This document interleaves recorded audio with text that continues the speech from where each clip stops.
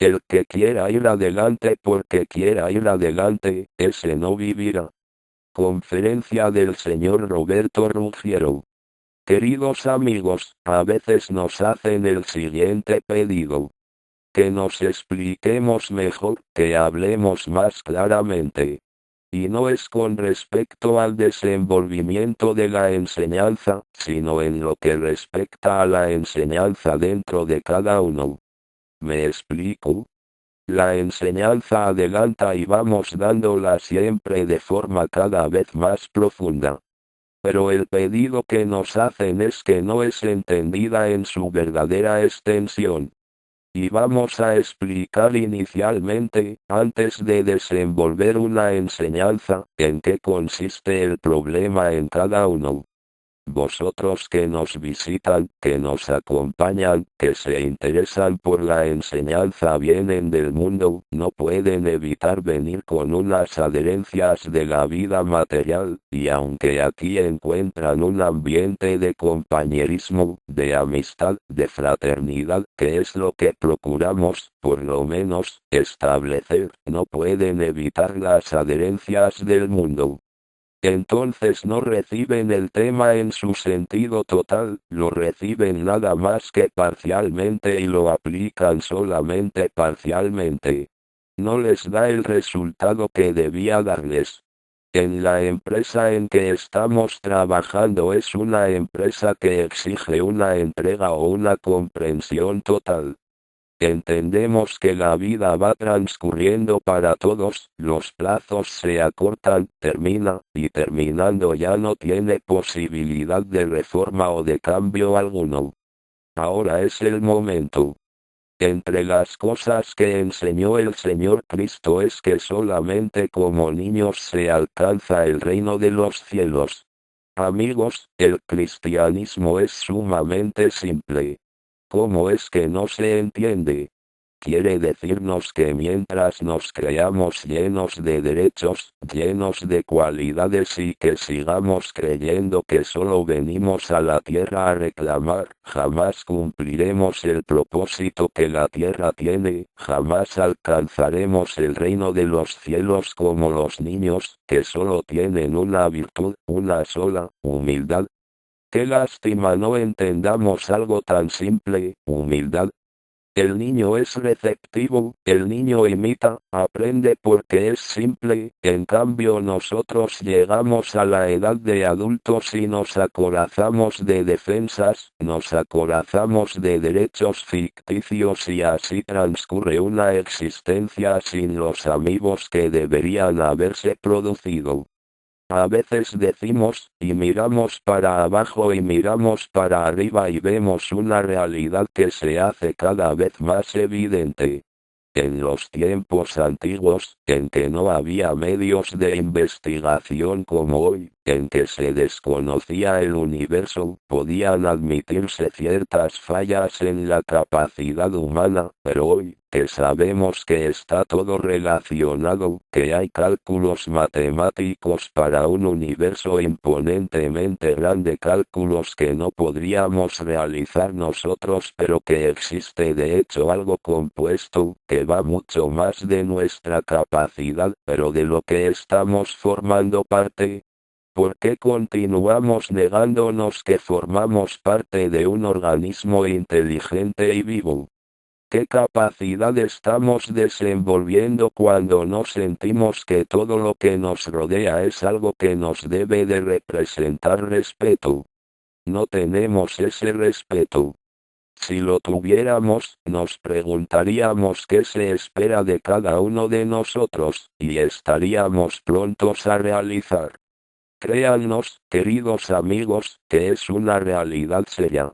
No estamos respondiendo, no tenemos responsabilidad, no queremos admitir algo que se hace cada vez más evidente, formamos parte de algo muy complejo y al que tenemos que integrarnos con una disposición diferente.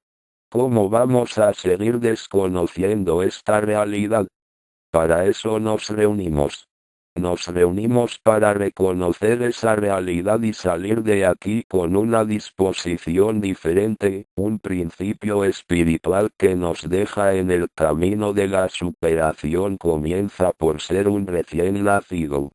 Un recién nacido está despojado de todos los prejuicios que después los mayores acumulan inútilmente. El simbolismo es un recién nacido. Cuando vosotros en una noche manejan en sus brazos a un bebé, es la promesa más bonita que se les puede hacer.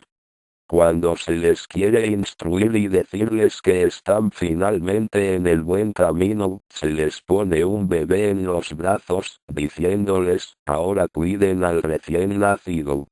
Nunca tengan un sueño como válido cuando está una exposición clara de hechos que van a suceder, eso no es una enseñanza. La enseñanza siempre obliga al ser a desenvolver, como persona inteligente, su capacidad, su discernimiento. ¿Comprenden? Los cielos tienen una idea diferente de la humanidad, la saben con posibilidades y no la tratan como una humanidad ignorante, la tratan como una humanidad que es capaz, entonces, se da una enseñanza jamás por extenso o clara, se da siempre el simbolismo para hacer pensar. Los mitos trabajaron a través de las épocas y siguen trabajando instruyendo a la humanidad en forma simbólica. No hay otro camino. Vosotros dirán, pero la filosofía se da en forma clara. Sí. Como instrucción. Pero como desenvolvimiento individual se le exige al ser su máxima capacidad. Porque el ser humano es algo muy importante, no es un número más en un conjunto, es algo divino cada ser, que es amado y cuidado en una dimensión mucho mayor a la que nosotros le damos, a las circunstancias en que vivimos, a la relación de unos con los otros. Unos a los otros nos enfrentamos con competencia, con egoísmo, con barbaridades. ¿Sienten que estamos hablando en profundidad o en su forma superficial? Estamos hablando en profundidad. Una realidad que o la enfrentan o perderán la existencia. Esto se lo aseguramos, se lo damos por escrito, o entienden esto o pierden la existencia, lo que no pueden admitir. No acepten una derrota. Nosotros no aceptamos la derrota, queremos triunfadores. Por eso les hablamos no con vigor, no imponiéndonos, sino con el ansia de que no pierdan su tiempo. Enfrenten las puertas de esta modesta institución porque es modesta, no pretendemos grandeza de clase alguna, es un lugar en que unos y otros merecen el mayor respeto, la mayor consideración. Si hay quien no actúe así es por cuenta individual. Y ahí está el error. El que crea que esto se presta para las críticas comunes que existen en el mundo, señalarse unos a otros con los defectos que tienen, no percibir las virtudes que cada uno tiene, está comportándose con las adherencias del mundo, no entendió el conocimiento. ¿Y qué mal está haciendo? El conocimiento no son cosas del mundo que se evaporan, son hechos concretos que van directamente hacia quien se dirigió y rebotan como un boomerang, esa pieza que los australianos llevan y vuelve, así, exactamente, es el pensamiento, destruye al objeto y destruye al que lo envía. Es así la ley. La ley en la que estamos involucrados, acompañando, toma formas muy severas. En la imposibilidad de guiar una humanidad por métodos de amor, como siempre se pretende, se recurre finalmente al método que siempre es entendido. La humanidad se endureció un poco, se desenvolvieron ciertas condiciones que fueron cristalizando, que fueron endureciendo. Y entonces llegan medidas que tienen aspectos de cierta dureza. Vosotros no sospechen que no se agotan primero todos los métodos posibles, pero asistimos en el mundo a catástrofes muy graves, esos son los últimos recursos que también son empleados. ¿Para qué aprender? ¿Por qué aprender por ese método cuando tenemos inteligencia a nuestra disposición para entender otras formas? Si tenemos capacidad, si nos creemos personas capaces que lo somos, que no tenemos que limitarnos porque nadie es limitado. Lo extraordinario de un creador es que ha hecho un reparto condicionado a una condición, una igualdad absoluta de posibilidades. Nadie, en Dios, está disminuido. Todos tienen, en Dios, las mismas posibilidades. Empeñense, apenas, en robarlo, en demostrarlo. Para esto estamos reunidos. En esto empleamos nuestro tiempo. Advertir, porque nos sentimos integrados dentro de cada uno. El problema individual de cada uno de los presentes, es nuestro problema personal. Aquí nadie está dividido, aquí la savia que alimenta a uno alimenta a todos. Es la condición de una fraternidad Rosacruz, no local, sino que es una condición de toda fraternidad porque es universal, porque nos consideramos unos unidos a los otros. Y aunque cada uno tiene su labor personal, porque es una exigencia de la evolución hacer nuestro trabajo individual, nos sentimos todos entrelazados y obligados unos a los otros. Este es el principio. Quienes nos piden que hablemos más claro, confesamos nuestra incapacidad para hacerlo más claro de lo que lo estamos haciendo. Pero por el respeto que se ve en los rostros de cada uno, creo que esta vez nos hemos explicado con un poco más de cuidado. Queremos, como dijimos, y diremos siempre, triunfen en la verdadera dimensión. La lucha por los derechos materiales, continúenla. Cada uno tiene su derecho a la parte que le corresponde.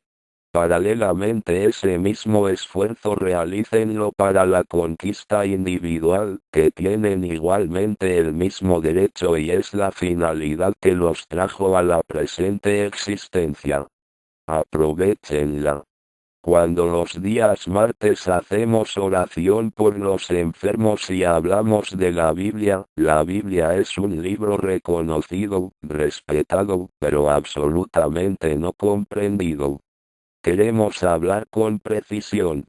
No es comprendido porque es el ábrete sésamo, una realidad universal que no se vive en la tierra. Comprender la Biblia es transformar al ser. Y nosotros damos explicaciones con un cierto cuidado. Todos expresan hechos diferentes pero que convergen hacia una finalidad, enseñar la transformación hacia el bien. Por eso dedicamos un poco de comprensión a entender lo que se nos ha legado como método de adelanto. Y que poco se comprende. Insistimos en que cuando alguien abre una Biblia con la intención de comprenderla está llamando para sí, individualmente, de ángeles del destino que son quienes la dictaron, que se comprometieron, de hecho, a dar asistencia a cada uno que haga un esfuerzo por entenderla. Estamos hablando de ángeles del destino, de seres que están muy por encima de la humanidad. Esta no es una promesa, es un hecho. Cuando los clásicos se perpetúan es porque contienen un valor diferente a un bestseller del momento. Y es lo que se perpetúa de forma más permanente en una Biblia, que continúa siendo rectora de la humanidad, porque su contenido continúa siendo tan necesario como en el momento que fue hecha. Los racionalistas, cometiendo el error de pretender encontrar defectos, cuando su capacidad debía dirigirse para comprender el valor divino, quieren quitarle todo principio de divinidad. Es toda la Biblia una expresión, un grito de divinidad, un grito de realidad, un grito de verdad, un grito de transformación. El racionalismo se entiende únicamente trabajando mecánicamente, fríamente, una máquina es puesta en marcha y se vuelve inconsciente, es preciso producir, producir y producir, pero no es sensible. Eso en una mente racionalista, no siente, no tiene conexión con el corazón, hay un aislamiento total.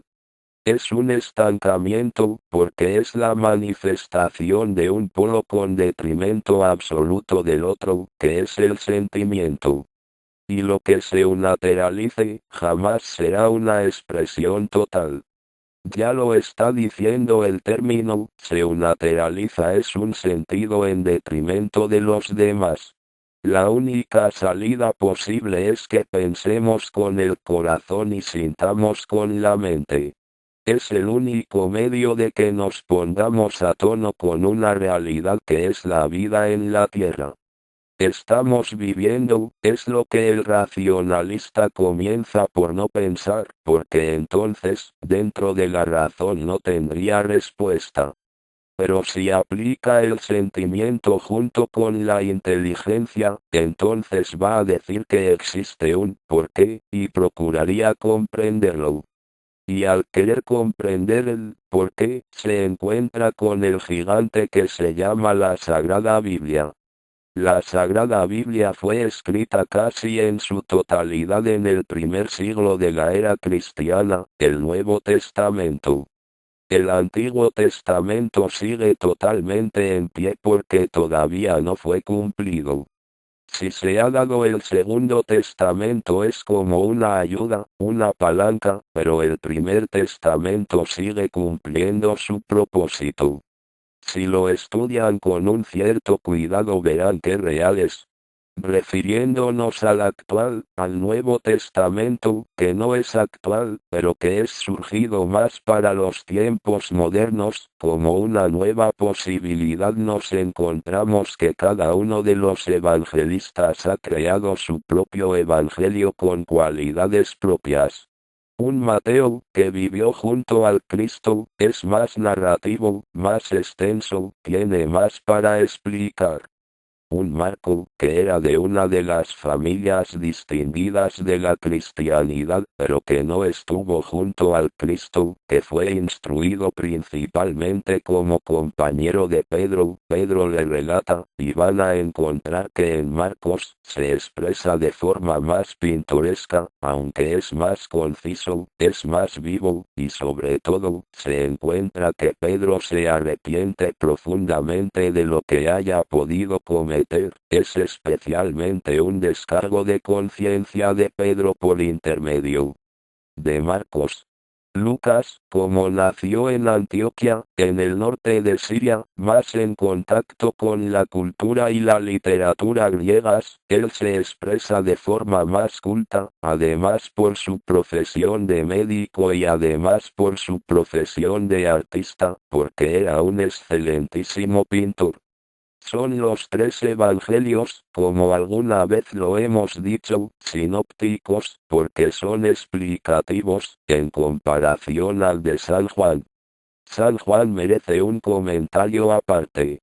San Juan fue reservado para decir hechos de forma más profunda.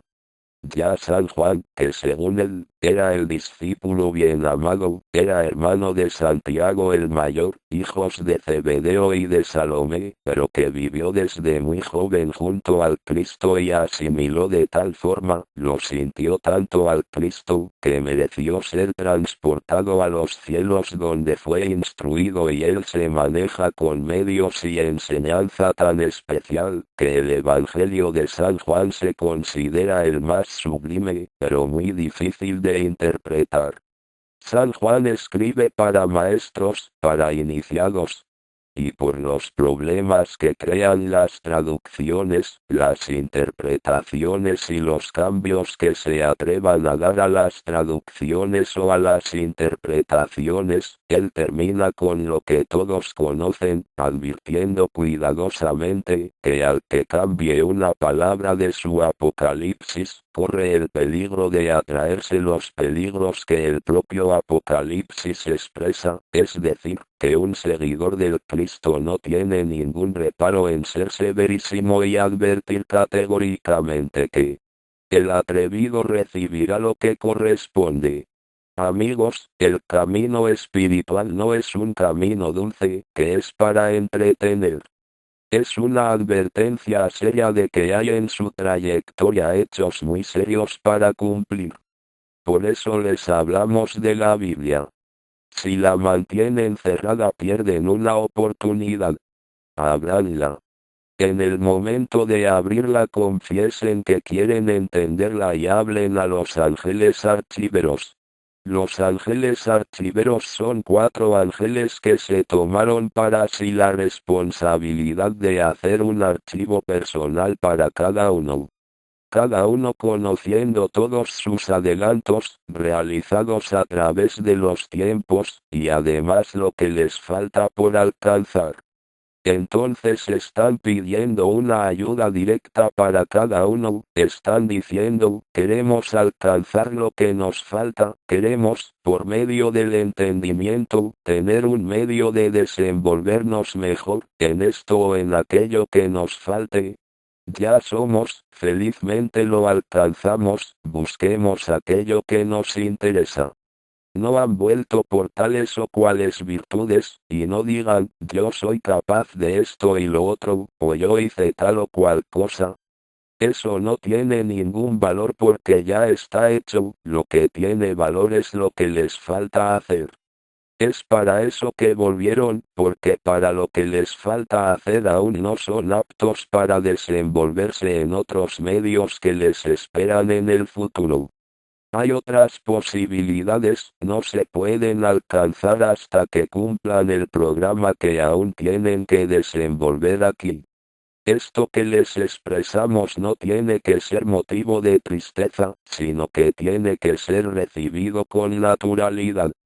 Estamos haciendo una exposición de posibilidades o de necesidades comunes a todos, no estamos dirigiéndonos a unos o a otros, si esto es común para todos, tiene que darnos comodidad.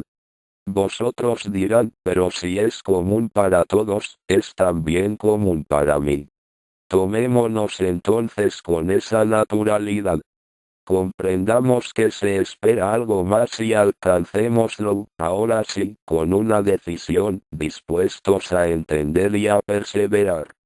Esto es lo que nos invita el libro sagrado que es la Biblia, que la citamos es porque nos ayuda a comprender, a sentir y nos da una base para desenvolvernos mejor.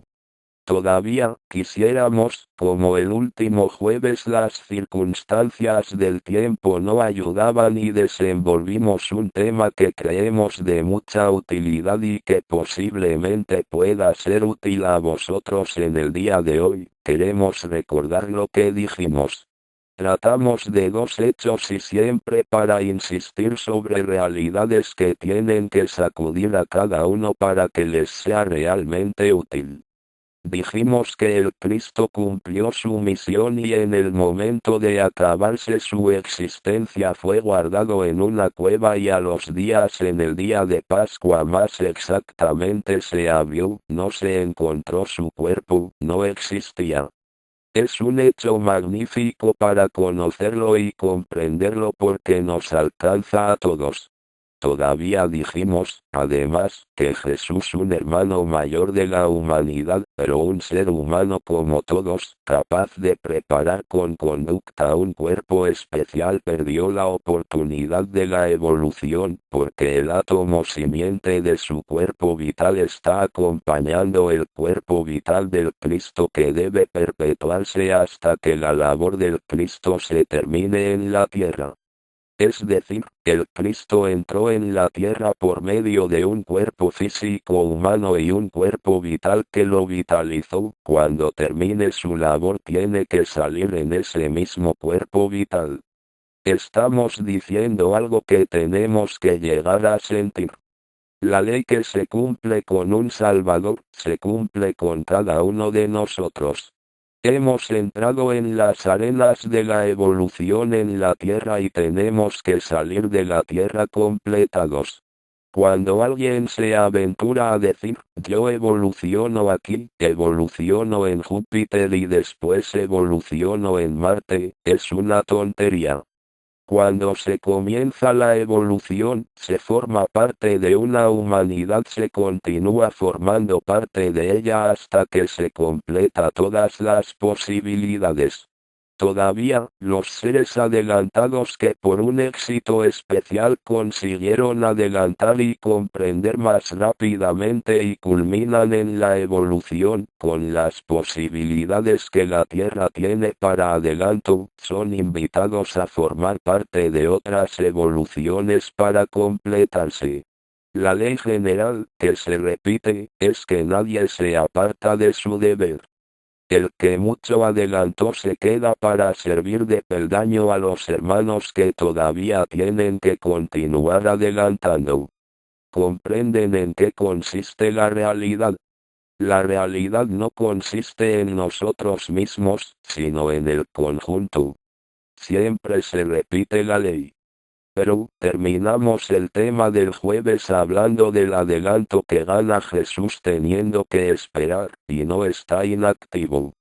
Jesús tuvo, por su enorme devoción, la incumbencia de seguir impulsando, desde los mundos internos o mundos invisibles, todo lo que es devoción, todo lo que es movimiento religioso y en la enorme tarea de impulsar las iglesias, cumpliendo sus propósitos y Jesús es el responsable.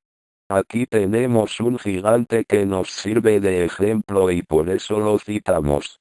Si él fue capaz, ¿por qué no somos capaces nosotros, si dijimos que estamos todos construidos de la misma forma? ¿Qué nos pasa? ¿Por qué hemos quedado para atrás? Esta preocupación la hacemos con toda intención. La dejamos como algo dentro de cada uno, que sea algo candente que los vuelva a la realidad. No estamos queriendo hablarles de forma fuerte ni nada por el estilo, queremos decir una realidad. Jesús es un hermano nuestro, un hermano mayor, pero un hermano que salvó las distancias que nosotros tenemos ahora que salvar. Él nos sirve de ejemplo. ¿Qué nos pasa a nosotros? Reaccionemos. Busquemos qué nos pasa, lo que no le pasó por cierto a él porque está en otra etapa. Mientras él es un ejemplo de devoción porque es curioso la individualidad de los seres, dijimos muchas veces que nadie es ni sexo femenino ni sexo masculino porque el espíritu no tiene sexo, aunque la última realidad es que el espíritu es bisexual y entonces encarna una vez en un cuerpo y otra vez en otro, esa es la verdad. Sin embargo, por encima de esa verdad, los grandes seres cuando llegan a ciertas alturas espirituales todavía se manifiestan especialmente en una polaridad. Si pudieran ver a la Virgen María en espíritu, se presenta en el sexo femenino. Si vosotros tuvieran que ver a José, el que le sirvió de compañero, de esposo, en el principio de la era cristiana, lo van a ver como un joven del sexo masculino. Se adhieren los seres a una característica. Por eso Jesús tiene la característica que desenvolvió plena polaridad tanto en sentimiento como en su capacidad inteligente, se manifiesta especialmente por la devoción. No se puede evitar cierta especialización que cada uno va haciendo de acuerdo a la idiosincrasia que va desenvolviendo. Pero además de Jesús, que es un gigante, paralelamente el Cristo preparó a un Lázaro, que asumió el nombre de Christian Rosenkreuz para cumplir la misión que se le había encomendado de ser un agente vivo, presente y viviente, acompañando la evolución de todo lo que sea gobierno, de todo lo que sea industria, de todo lo que sea política. Está en la tierra con cuerpo. Por cierto, no lo busquen, de acuerdo a la experiencia que dan los tiempos, los que tienen que efectuar determinada labor, muy seria, pueden ser incomodados, y entonces pasan desconocidos para el mundo. Es lo que acaba de pasar con un papa, que ha demostrado su vehemente deseo de servir y acaba de sufrir un atentado. Entonces, ciertos seres están activos en el mundo, pero el mundo no los conoce. Un Christian Rosenkreuz continúa activo, haciendo una evolución extraordinaria, acompañando en la cúspide de la evolución a un Jesús. Todavía, no tenemos que olvidarnos que la propia Biblia nos habla de un mayor nacido de mujer, de Juan el Bautista, el mayor nacido de mujer. Se cree que Juan el Bautista tenga la evolución que la mayoría de la humanidad tendrá en el próximo periodo de Júpiter, tan adelantado es, un tercer gigante. Fue el que tal capacidad desenvolvió, que sirvió de control de la salida de Jesús de su cuerpo conscientemente y la entrada del Cristo, de un arcángel, en el cuerpo de Jesús. Eso es el bautismo. Era un momento de un enorme drama, en que podía ser frustrada la finalidad que se perseguía, porque en ese momento podía frustrarse.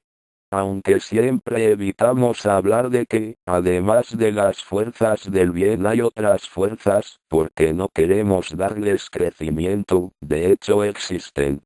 En ese momento podría haberse frustrado. ¿Y quién fue el control? Juan el Bautista. A ver, amigos, hagan un esfuerzo. Estamos hablando de un asunto sumamente grave. Un Salvador inicia una labor para un conjunto, que es la humanidad. En ese momento puede ser frustrada su tentativa. Y un coloso, llamado Juan el Bautista, desciende y controla la situación. ¿Se dan cuenta qué tamaño tiene que tener? ¡Qué tamaño extraordinario! Es un hermano nuestro, forma parte de la evolución. Estamos dando ejemplos que tienen que servir. Los que se adelantaron tienen que ser un ejemplo para los otros, tienen que servirnos como un espejo. Mirarlos, y decir, si esto es posible, vayamos todos adelante. El que no irá adelante es el que se quiera salvar. El que se quiera salvar se perderá. El que quiera salvar a los demás, ese se salvará. Es curioso, ¿verdad? Ven cómo se repite, cómo la verdad siempre sigue siendo la misma. Aunque tome otros aspectos, vean cómo sigue expresando un principio, o vamos todos adelante o nadie va. El que quiera ir adelante porque quiera ir adelante, ese no vivirá. En cambio los modestos, los humildes, los que lloran en silencio, pero que procuran hacer, esos son los niños que algún día son recibidos en los cielos, en el reino de Dios. Estos son los secretos del adelanto. Presentamos a esos tres gigantes como advertencia. Están sirviendo. Lo que ellos hicieron, tenemos que hacerlo también nosotros. Y seguimos en el punto más importante.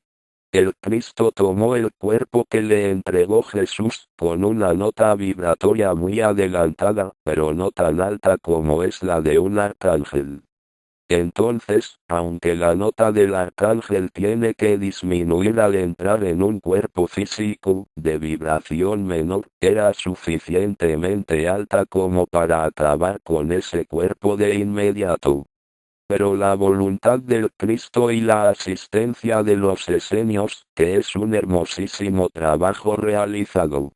Los esenios eran un grupo elegido de terapeutas, de médicos, que conocían el cuerpo humano más que un arcángel, que no conocía mucho, nunca había usado ese medio para su evolución. Entonces, con la ayuda de los esenios, y se dice en la Biblia que el Cristo se ausentaba muy a menudo y no explica si los discípulos sabían por qué, pero el hecho es que se ausentaba para dar descanso, debido a la nota vibratoria que imprimía a un cuerpo que no resistía mucho, y para someterlo al cuidado de los esenios que sabían cómo tratar el cuerpo, para normalizarlo, de modo que sus átomos pudieran tener cohesión y mantener el cuerpo formado. Lo que aconteció con la crucifixión, que tenía que ser cumplida, porque estaba marcada y estaba marcado el Antiguo Testamento lo que le iba a suceder, no es adivinanza de los profetas, sino solamente una conclusión de seres adelantados, que de acuerdo a las circunstancias, saben lo que va a suceder, no hacen profecías, conocen y saben las consecuencias. Revista la crucifixión, porque era una enseñanza más que quedaba para el mundo. El Cristo deja el cuerpo, pero los esenios no siguen su trabajo. En ese momento había cumplido su labor, abandonaron su tarea. ¿Qué sucedió? En los 2 o 3 días que tardaron en abrir la losa, que no cerraba herméticamente la cueva, la altísima nota vibratoria del cuerpo que había empleado el Cristo soportó la cohesión al sacarle totalmente el cuerpo vital, que fue guardado cuidadosamente. Entiendan esto, en las partidas comunes el cuerpo vital vuelve al cuerpo denso y aunque no lo compenetra lo acompaña y se desintegra lentamente, saben que es un hecho común, que demora enormemente. Pero no en el hecho de un cuerpo al que le es retirada totalmente la cohesión, que es formada por el cuerpo vital. Es el cuerpo vital que mantiene al cuerpo físico. El cuerpo físico no está vivo por sí mismo, el cuerpo físico está vivo porque lo vitaliza un cuerpo vital al serle retirado, y más, la acción altamente vibratoria de un Cristo, hizo que se disolvieran esos átomos, que pasaran por la abertura y que no quedara absolutamente nada, ni vestigios, ni cenizas de un cuerpo que desapareció. Es un principio que una carga de voltaje baja quema o mata, en cambio una altísima carga de voltaje puede pasar por un cuerpo y no hacerle nada. Exactamente lo mismo pasa con la luz. La luz tiene una nota vibratoria enormemente alta, beneficia al cuerpo, lo ayuda, no lo perjudica. Sin embargo, la propia luz, si con un lente se disminuye su nota vibratoria, hace fuego, el fuego que existe en todas las cosas densas, bajando la nota vibratoria quema. Cuando la nota vibratoria es enormemente alta pasa sin realizar ningún perjuicio. En el cuerpo del Cristo se mantenía una nota alta que dejó a los átomos sin la posibilidad de unión porque se le retiró el cuerpo vital y el cuerpo no fue encontrado. Estamos mostrando las posibilidades que puede tener una humanidad en el futuro cuando consiga vitalizar más su cuerpo y entonces podrá vivir mucho más tiempo y en una forma mucho más útil. Hoy el cuerpo humano no está lo suficientemente vitalizado de forma completa, no está lo suficientemente vivo como organismo y es algo que se va llevando a través de la existencia hasta que se torna una carga demasiado pesada y la persona tiene que salir, a veces con edades limitadas. Es decir, que si su desenvolvimiento pudiera tener una nota más elevada conseguiríamos prolongar nuestra existencia de forma más extensa, vidas mayores, y después el proceso de desintegración sería mucho más rápido. Amigos, estamos terminando con lo que teníamos para decirles hoy. Nuestra intención fue conmoverlos. No lo ocultamos. Lo hacemos siempre. Queremos conmover las fibras más hondas de cada uno en forma útil, que cada uno piense con más cuidado. La responsabilidad tiene que crecer. Tenemos que entender lo que persigue la vida física y cumplir su finalidad. Amigos, son temas que dan para más. El tiempo ha pasado, creemos que sea suficiente. Les agradecemos la atención y créanos, a nuestra vez, que les estamos acompañando con todo cuidado y lo que perseguimos es apenas el bien de todos. Que así sea. 13 de agosto de 1981.